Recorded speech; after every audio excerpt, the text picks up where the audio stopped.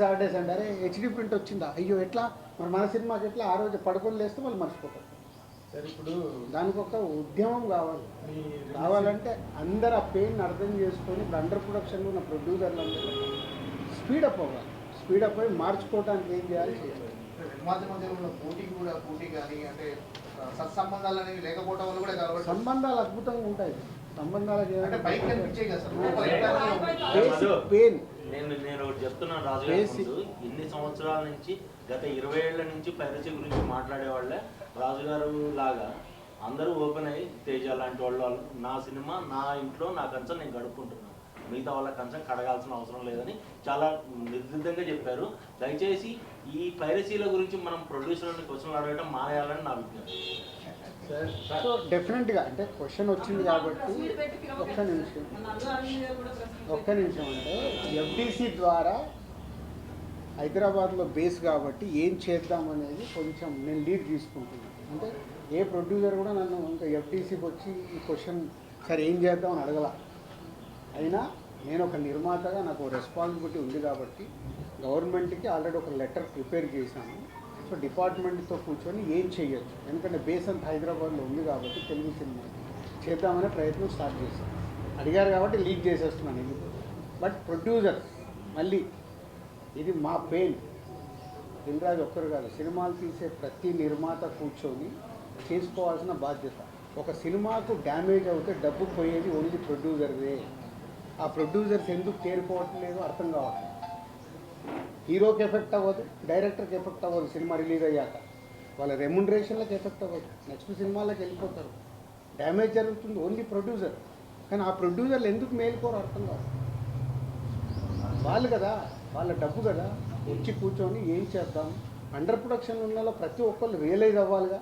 Game చేంజర్కి HD print వచ్చింది, తండేల్కి HD print వచ్చింది, రేపు మీ సినిమాలకు రాదా? కాబట్టి అండర్ ప్రొడక్షన్ ఉన్న ప్రొడ్యూసర్స్, సినిమాలు మొదలు పెడదాం అనుకున్న ప్రొడ్యూసర్లు వచ్చి కూర్చొని దానికి ఒక రూట్ వేసుకోవాలి. లేకుంటే రేపు కొండకి అలాగో చిల్లులు పడ్డాయి, ఆ చిల్లులకి వెళ్ళి రేపు వాళ్ళకు అది ఎఫెక్టే. ఎఫ్డీసీకి వెళ్ళి ఆల్రెడీ లీడ్ చేశాము. ఈ ప్రెస్ మీట్ ద్వారా ఆ నిర్మాతలకు అర్థమైతే వాళ్ళు ముందుకు వస్తే అందరం కూర్చొని వర్కౌట్ చేస్తాం. Thanks for your question. జనవరి 1 నుంచి డిసెంబర్ 31 వరకు ఆ సంవత్సరం ఎన్ని సినిమాలు చేశాము, మా బ్యాలెన్స్ షీట్ ఎలా ఉందని ఒక్కొక్క సినిమా బేరీజ్ చేస్తే నేను నెక్స్ట్ సినిమాకి పని చేయలేను. డిస్ట్రిబ్యూషన్లు అన్ని సినిమాలు కొంటాం, ఒక ఫ్లాప్ పడిపోతుంది, చాలా డబ్బు పోతుంది. డబ్బు పోతే నెక్స్ట్ డే ఫ్రైడే అయిన తర్వాత సాటర్డే నాకు ఎనర్జీ కావాలంటే ఆ నెక్స్ట్ ఇయర్ ఉన్న సినిమాలు, బ్యాలెన్స్ ఉన్న సినిమాల మీద ఫోకస్ చేస్తాం. కాబట్టి దాంట్లోకి వెళ్ళి ఒక సక్సెస్ వచ్చినప్పుడు బ్యాలెన్స్ షీట్ చెక్ చేయాలి.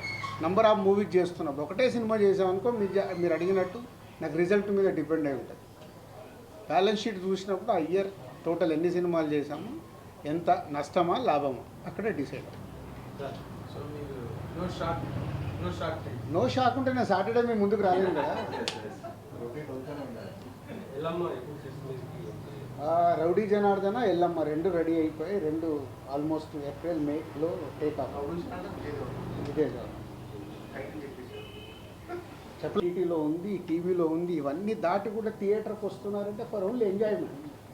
మన బొమ్మరిల్ రిలీజ్ అయ్యేప్పుడు నేను వెళ్ళా థియేటర్కి, ఫస్ట్ టైం చూసానండి రీ రిలీజ్. ఇక్కడ విజిల్స్ కొడుతున్నారు, పాట వస్తే లేచి డ్యాన్స్ చేస్తున్నారు, అంటే అలా 3 గంటలు ఎంజాయ్ చేద్దామని ఫిక్స్ అయిపోయి థియేటర్కి వస్తున్నారు రీ రిలీజ్ అంటే. మొన్న బాంబే వెళ్తే కూడా హిందీ సినిమా ఒకటి 45 crores గ్రాస్ కలెక్ట్ చేసింది మన రీ రిలీజ్లో. అంటే ఇదొక ట్రెండ్ స్టార్ట్ అయింది. రిలీజ్ ట్రెండ్ వల్ల ఆ వారం రిలీజ్ అయ్యే కొత్త సినిమాలకు ఇబ్బందికరంగా డిస్ట్రిబ్యూటర్గా అంటే ఆ వారం కొన్ని చిన్న సినిమాలు రావచ్చు, వాళ్ళకి ఇలాంటి సినిమాలు రిలీజ్ చేయడం వల్ల కొంచెం అట్లా కాదు. ప్రేక్షకులు నీకు కావాల్సింది అదిగా హెడ్లైన్. ఇప్పుడు ప్రేక్షకులు కోరుకుంటేనే కదా 10 థియేటర్లు ఫుల్ అయ్యాయి. ఎందుకు ఫుల్ అయ్యాయి? అడ్వాన్స్ బుకింగ్గా ఈరోజు 10 థియేటర్లు ఫుల్ అయ్యాయంటే ఎందుకు? ప్రేక్షకులు కోరుకునేది మనం ఇవ్వాలి. కానీ ప్రేక్షకులు కోరుకొని మనం ఎంత పెద్ద సినిమా ఇచ్చినా వాళ్ళకి నచ్చలేదనుకో బాయ్ బాయ్ చెప్తున్నారు మానీ షోకి. దానికి తోడు మీ సోషల్ మీడియా ట్రోలింగు మామూలుగా ఉందా, నాశనం చేసే వరకు వదిలిపెట్టట్లేదు. సో వ్యవస్థలో ఉంది, మనం ఎవరిని అనలేము. సో ప్రేక్షకులు రెడీగా ఉన్నప్పుడు మనం ప్రేక్షకులు ఎంజాయ్ చేస్తామంటే మీరు ఎంజాయ్ చేయొద్దు, మీరు ఈ సినిమా చూడండి అంటే చూస్తారా? ఖాళీగా ఇంట్లో కూర్చుంటారు. చూడు అంటే ఇప్పుడు ఈ సినిమా రాకపోతే ఆ సినిమాకి వెళ్తారు వెళ్ళరు, వెళ్ళను. వాళ్ళు అంత క్లారిటీగా ఉన్నారు ఆడియన్స్.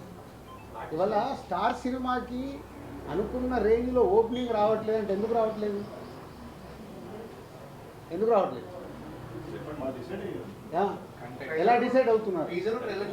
టీజరు ట్రైలర్తో నాకు ఫిక్స్.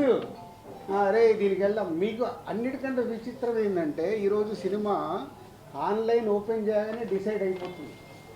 ఏ రేంజ్లో బుకింగ్ ఉందంటే ఆ సినిమా హైప్ ఉందా లేదా ఇక్కడే తెలిసిపోతుంది. మా డిస్ట్రిబ్యూటర్లో కూడా అందుకే హైప్ లేదనుకో సార్ 10 లక్షల షాటు 20 లక్షల షాటు తెలిసిపోతుంది. మాకు సినిమా రిలీజ్ అయ్యి రిజల్ట్ అక్కర్లా, ఆన్లైన్ ఓపెన్ చేయగానే మన సినిమా రేంజ్ ఏంటి అనేది ఇక్కడే ఫిక్స్ 4 రోజుల ముందే. అంత అడ్వాన్స్గా ఉంది ఆడియన్స్. మీరు నెగిటివ్ ఆలోచించాల్సిన అవసరం లేదు, బీ పాజిటివ్. దానికి ప్రొడ్యూసర్లని, డైరెక్టర్లని, హీరోలని ప్రిపేర్ చేయండి. నా సినిమా ఇక్కడే డిసైడ్ అవుతుంది, దానికోసం నేను ఫైట్ చేయాలి. నెగిటివ్ దాంట్లో జర్నీ చేయాల్సిన అవసరం లేదు. మంచి దానికోసం ఫైట్ చేస్తే మంచి కాంటెంట్ వస్తుంది. నాకు సీతమ్మ వైట్లో సినిమాల చెట్టు రిలీజ్లో నేను ఇన్స్పైర్ అవుతున్నాను. అరే ఆడియన్స్ రావట్లేదని నేను భయపడాల్సిన అవసరం లేదు. మొన్నే సంక్రాంతికి వస్తున్నాము, సెన్సేషనల్ హిట్ అయింది. థియేటర్లో హిట్ అయిన తర్వాత కూడా జీ5 వాళ్ళు 12 అవర్స్కే ఇంత అయిందని వాళ్ళు కేకులు తీసుకొచ్చి స్వీట్లు తీసుకొచ్చి ఇచ్చి వెళ్ళిపోయారు. This content.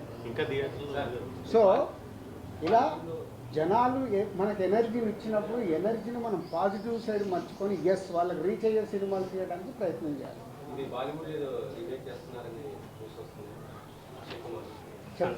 ఫైనల్ అయ్యాక చెప్తాను. ఫైనల్ కాకుండా ముందు అన్ని రూమర్సే.